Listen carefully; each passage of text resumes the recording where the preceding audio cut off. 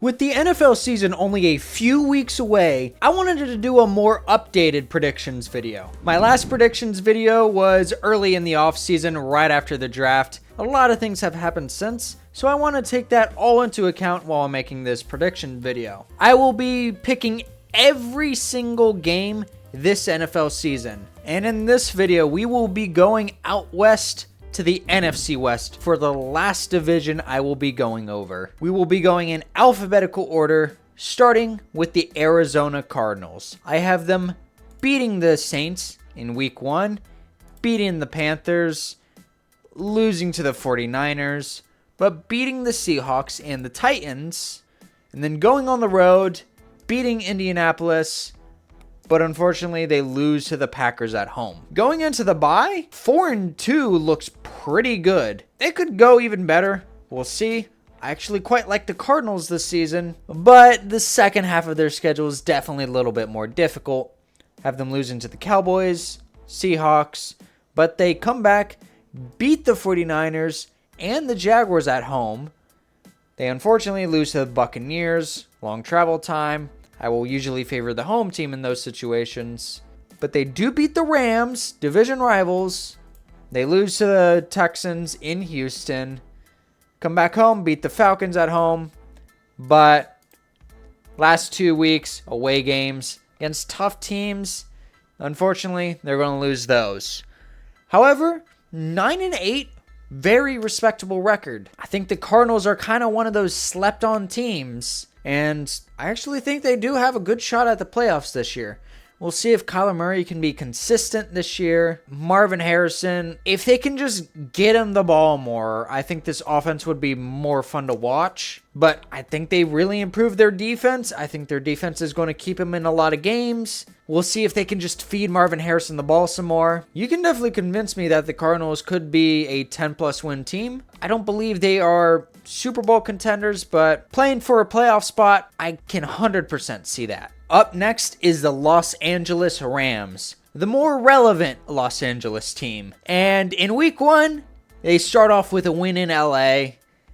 Week 2, they beat the Titans, but it is a playoff rematch. They played them close in the snow, but in the summer heat, well, not really summer, it's going to be fall, but I mean, September is still hot, and well, home game for the Eagles. I think the Eagles take this one. But for the next 2 weeks, they win both of those. I think the Colts, should be pretty easy. But division opponent in the 49ers, tough matchup. I think they at least take one of these. But Ravens next, tough matchup. I think they lose it. London game. I mean, they have to travel the globe for this one.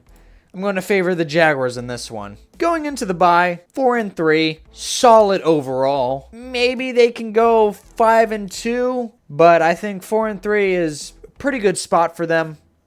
And they win at home against the Saints, split against the 49ers, but they rattle off some wins against the Seahawks, Buccaneers, and Panthers.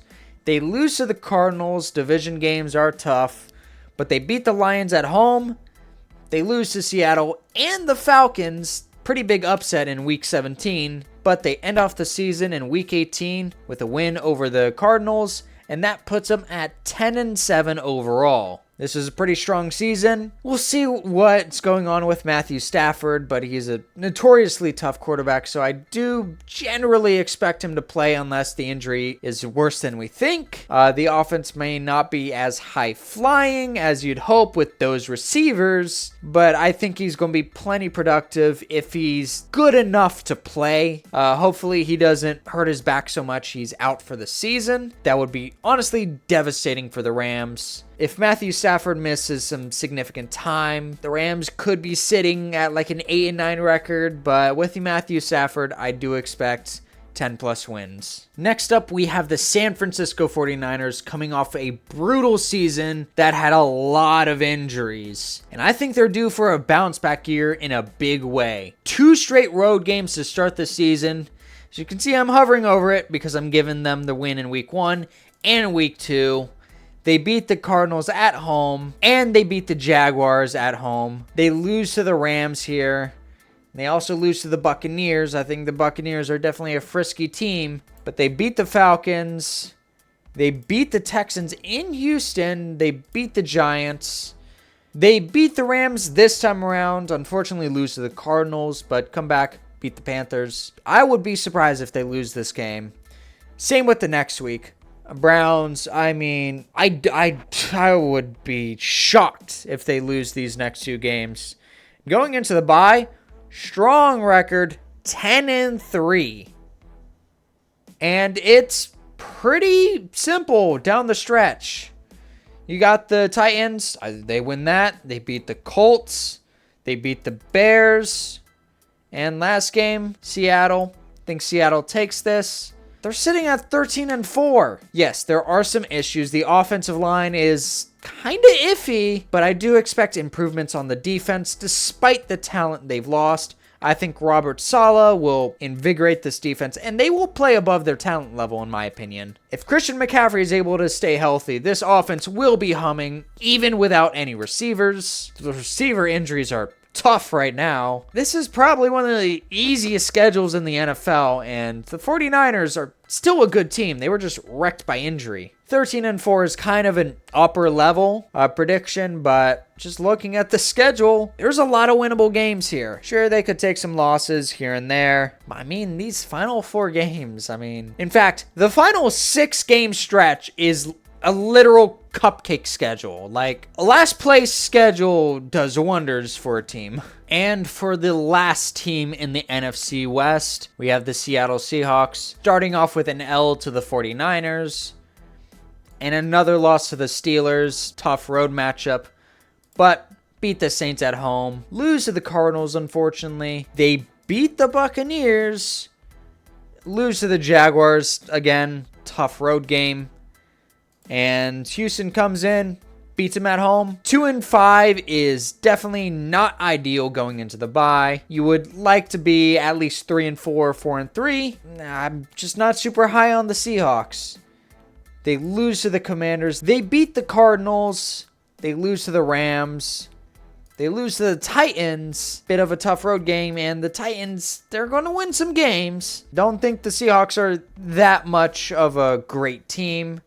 But they do come home, beat the Vikings, lose to the Falcons, long travel time, but long travel time for the Colts. Colts are also way worse than the Seahawks, in my opinion, and they lose to Carolina, unfortunately, but they do beat the 49ers in the final week of the season. They finish 7-10. Probably not ideal. I don't think they did enough to the offensive line. Gray Zabel, I think, should be pretty good for them, but they still got some other holes there. I don't think Sam Darnold is the quarterback they're looking for. He was sitting behind a pretty good offensive line with the Vikings last year. The Seahawks are a definite downgrade, and we may see Sam Darnold seeing ghosts again. Trading away DK Metcalf, I get you have JSN, but why? And Cooper Kupp is super old. Defense should be decent. This offense definitely worries me. I'm not super thrilled with this offense. Max I see is 9-8. It's not the hardest of schedules. There's definitely plenty of winnable games, but I'm just not super convinced in this offense. So that does leave the final standings. In 4th place, we have the Seattle Seahawks with a 7-10 record. Then we have the Arizona Cardinals with a 9-8 record. The Rams with a 10-7 record, and the 49ers in 1st place with a 13-4 record. Let me know what you guys think in the comments, and I'll see you guys in my next video, which will be my playoff predictions video. So check that out when it comes out. Bye.